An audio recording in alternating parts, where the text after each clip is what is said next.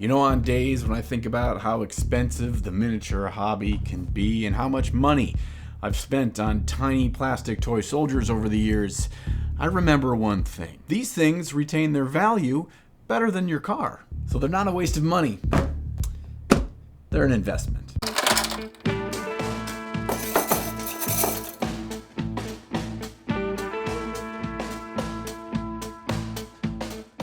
The miniature wargaming and painting hobby certainly isn't a cheap one, and as this hobby has grown, more and more companies and products have entered the marketplace, vying for our coveted disposable income. And just because there's more products on the market than ever before doesn't mean that we have more money available to us to spend on them. Don't worry, I'm still a sucker, and I'll continue to spend my money on the new and the niche. But today I want to focus on something a little bit different. I want to focus on cheap products that I use all the time that I think every miniature painter should own. Yes, these 5 products, okay, there's going to be more than 5. I had trouble, but that number sounds good. Are not shiny and new things that I've just found out about. Oh no, these are things that I use on just about every single painting project. And because these are by and large not marketed towards miniature painters, that means you get a lot of use for a little price. All right, our very first product is water.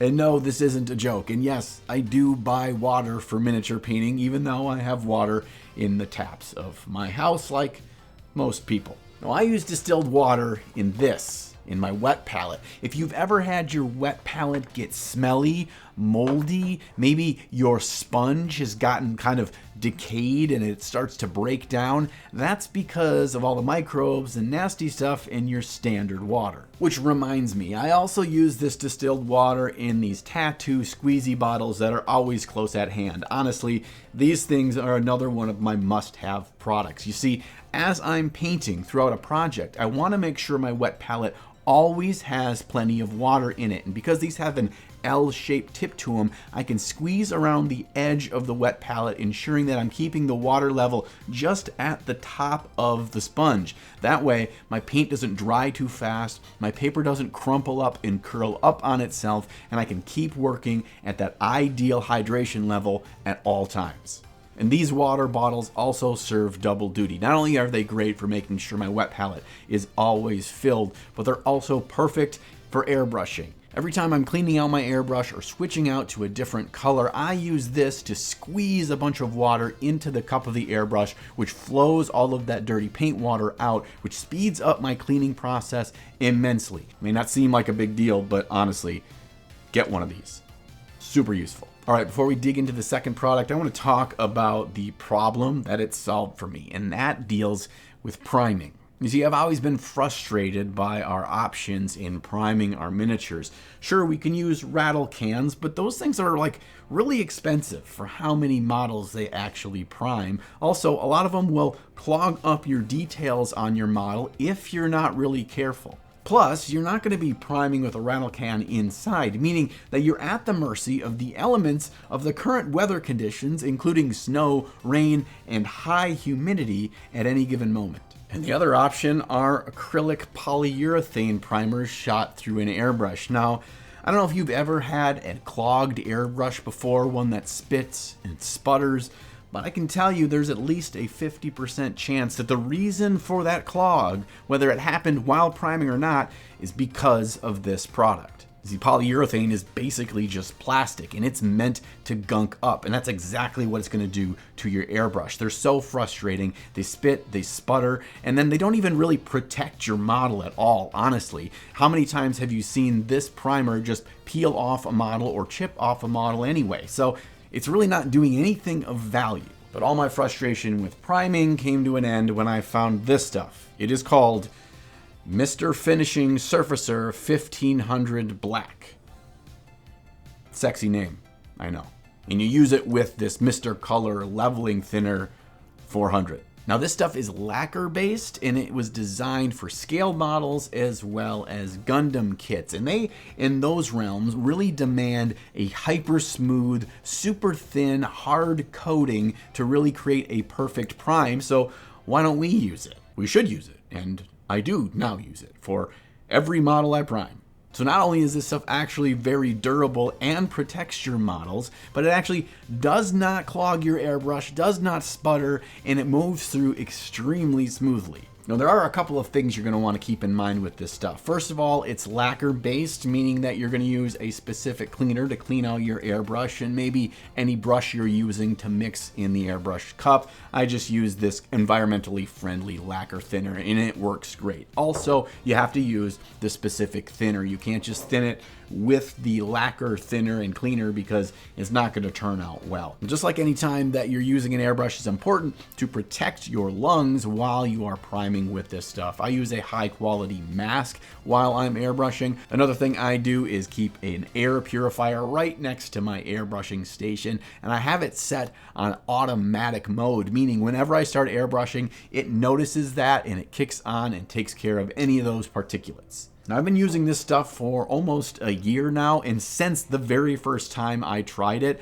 I have not switched back to any other form of priming. Oh, and in case you don't believe me that this stuff is great, I told my buddy Vince Venturella about it a while back. He tried it himself and he did an entire video dedicated to this stuff, so I'll put a link down in the video description if you want to check out his video. And speaking of links down in the video description, I do have links to all the products I'm discussing today should you want to try them out yourself. A big thank you for those that do. Those are affiliate links, so the channel gets a little kickback at no additional cost to you. All right, next product on my must-have list is just generic UV resin and a UV flashlight. Now, I think this stuff is supposed to be used for like nail art and other crafts, and there are certain companies that actually make this stuff specifically for the miniature hobby. Places like Green Stuff World that I have right here, and I bought this to compare it, and this stuff is 10 times cheaper and the exact same product. Now, what I like to use the UV resin for are two main things. First of all, it's awesome to just place down on any of your basing for areas that you want to be water or maybe even like lava, any kind of liquid really, and then you hit it with the flashlight and it cures in a matter of 15 to 30 seconds. Rock hard, the stuff isn't going anywhere. The other thing I like to use this stuff for, and it is literally a godsend, is for any kind of gap filling in your models. I'll place it in the gap, move it around with a little micro disposable applicator, let it settle in for a little bit, wipe off around the edges that I don't need filled, and then I just hit it with the flashlight, and boom, the gap is filled. And let's say it was a deeper crack or crevice, you can fill it some, cure it, come back in with a second pass until you get it exactly the way you want. Doing your gap filling this way is so much faster, so much smoother, so much easier than any other way I've done filling gaps in the hobby for as long as I've been doing this. Using this stuff for gap filling has entirely changed how I go about building models. I worry much less about getting every single gap perfect as I'm building my models because this thing will basically erase all of those imperfect builds in next to no time. This is also one of those products that I feel like I'm just scratching the surface and all the potential it has in our hobby. Now, if you have another use for this UV resin that you really like to do, please let me know down in the comments because I know there's other things that I don't know that this thing will be great at. Today's video is brought to us by Despise, and boy do I have some stuff I can't wait to get on my walls. With over 2 million artworks on the Despise catalog, it's pretty easy to lose time in finding some new awesome designs. So whether it's original art from thousands of creators around the globe, or from officially licensed designs like Star Wars, Marvel, Elden Ring, The Witcher, and of course, Warhammer, you're sure to find something that fits your interests. And hanging your displays is tool-free, safe for your walls, and super quick. I love swapping out my displays on the regular, and it's as simple as taking one off the wall and popping the new one up on the existing magnets. Everyone that's come over and checked out my displays has remarked about how high a quality and nice they look, but as miniature painters, we enjoy art in the third dimension, which is why the brand new display Textra is so damn cool. With Textra, the art pops right off the wall with three-dimensional raised surfaces that not only catch the eye while they're hanging on the wall, but they're so satisfying to touch. And because you'll receive your order 4 to 5 days after you place it, you're never gonna have to wait very long to level up your hobby space. So when you're done with today's video, make sure you give Displate a gander and use the link down in the video description with code NINJON. And with that, you get the best possible pricing. That's right, 22% off your entire order, or if you order 3 Displates or more, you get 30% off. So treat yourself. You deserve it. Now let's get back to the video. All right, next thing up are glass jars that I keep my paint water in. I know this is not a awe-inspiring choice by any means, but hear me out on this. These things are the Silicoil brush cleaning tank, and there's the reason why I've grown to appreciate them over time and after having spilled or drank my paint water so many times. First of all, these things are heavy because they're glass. They've got a metal ring inside, and they're pretty short and squat, meaning that I don't knock them over like I tend to do on my painting desk. They're also clear, which is a great reminder to myself when the water is dirty that I should be swapping it out, like it is right now. Look how nasty it is on the bottom. That's gross. Clean that. The other important thing is it's got an airtight seal with a screw top on there. So I can seal it up every evening when I'm done painting, and I don't have to worry about all the evaporation, which just for water evaporating is not a big deal. But for my second jar, which is always on my desk, evaporation is important. That's because this one is filled with mineral spirits, which, as we know, is going to evaporate really quick without an airtight seal.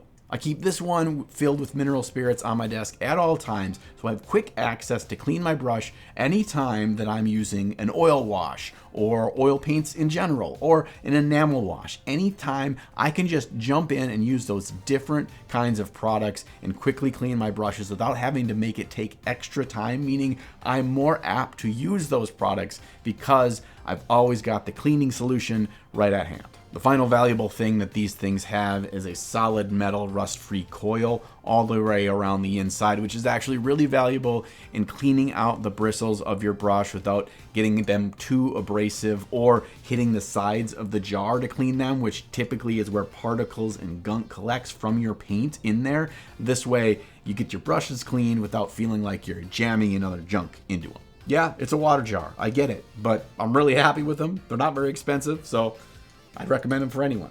All right, for our final cheap product on our list of 5 that I can't live without, I am going to cheat. I am just going to rapid fire a handful of things. I could not pick which one to go with, so I'm just going to give them all to you. My favorite go-to way to clean models, I've talked about these before many times, flexible sanding sticks. You can get them in packs. They're pretty cheap. One side slightly higher grit that you can get all the nubs directly from the clippers, and the next side is smoother, which is awesome for cleaning up any of the mold lines. My favorite are the 120/240 grit. If I only had one thing that I could use to clean and prep my models with for the rest of my life, it would be these. Next thing, 2-part epoxy known as epoxy sculpt. You know Milliput, you know green stuff. This is like those, but cheaper, better, and it'll last you way longer because it's in these resealable containers so it doesn't dry out.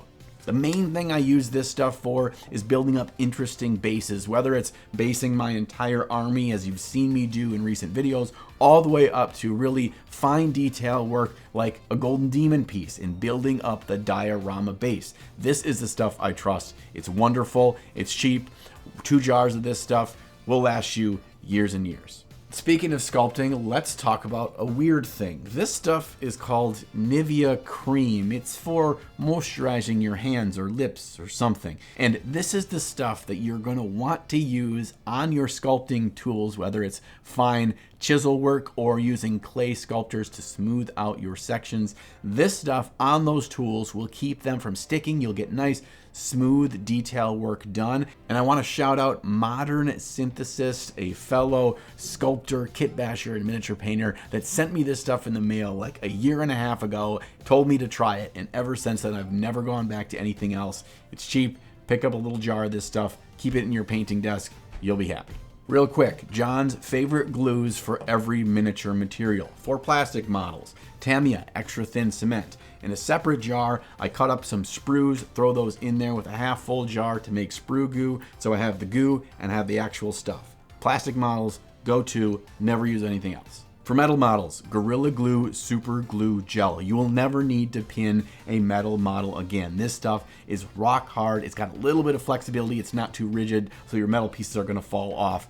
Use this stuff. And finally, for resin models, Flexy 5K CA glue. This stuff is magic. Again, it's flexible. It's not too rigid. It's not gonna snap your pieces apart. And they've got separate stuff for 3D printed resin models and for like busts, for display models. This stuff is amazing. And the one final thing I want to talk to you about today is something that will go a long way to saving you even more money, and that's protecting, preserving, and conditioning those expensive sable brushes that we all use. My go-to is Yo Sonia's brush soap and conditioner. Now, what makes this stuff different and better than everything else? This stuff is oily and thinner.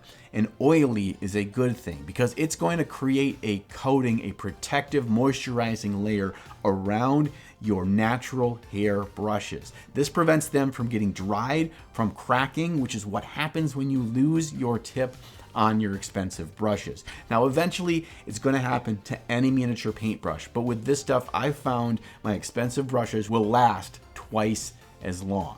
It's also really, really good at cleaning up your everyday beat up brushes, like your dry brushes, or even stuff that you use to smash on texture paste on your bases. This stuff will clean those up just as well, and they'll look good as new.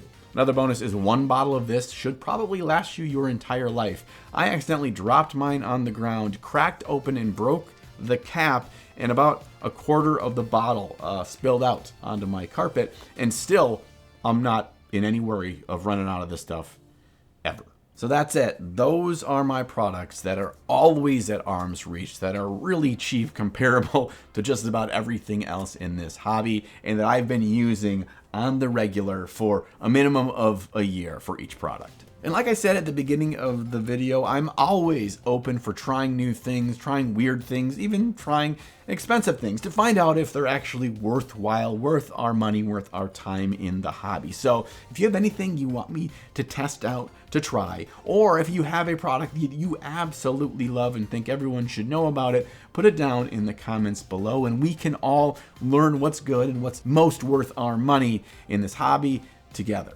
And again, a big thank you for those of you that use the affiliate links to try out any of the products that I use on the regular. Those cost you no additional money and they support the channel. And if you choose to shop at any of the partner stores that I have out there, they give you an additional 5 or 10% discount on everything just by shopping with me. So if you want to get specific hobby things like models, like paints, check out those links in the video description as well. And as always, a massive thank you to my wonderful patrons. Because of you, I'm able to reinvest into all these weird products, spend that money because of your support, and let you know my results and what I find truly useful. If you want to join us on the Ninja on Patreon, the link is down below, and you can see the fun perks that you get for joining us over there, like hanging out with me on Discord and seeing my every Wednesday behind the scenes video. Now, if you excuse me, I got to get back to test some more things and paint some more models. But don't worry, I'll be back before you know it with another new video. And sometime between now and then, make sure you find time in your day